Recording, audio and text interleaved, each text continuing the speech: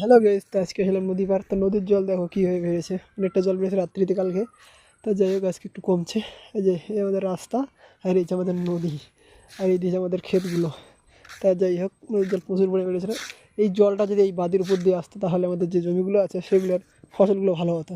যেমন আমাদের নদীর যে চরগুলো আছে, চরগুলোতে প্রচুর পরিমাণে ধান আবাদ হয়, তারপরে তামাক প্রচুর পরিমাণে ভালো হয়।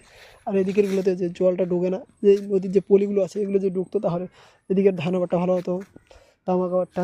তো যাই হোক এখানে হয় মোটামুটিভাবে। তো এই হচ্ছে আমাদের ক্ষেত বাড়িগুলো, আর এই হচ্ছে আমাদের নদী। তো যাই হোক এইটুকুই জলাপাতা বেরোছে।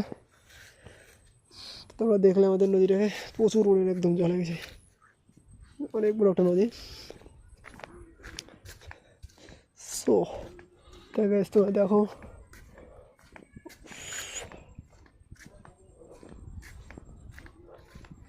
আর এখানে নৌকোগুলো বাঁধা আছে,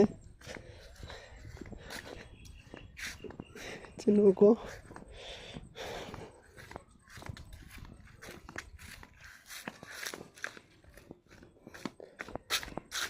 তো দেখো এবার ওই যে মাছ সামনে যে চড়াটা আছে ওইখানে, ওই চড়াটা চারপাশ দিয়ে জল আছে, এখান থেকে দেখানো যাচ্ছে না।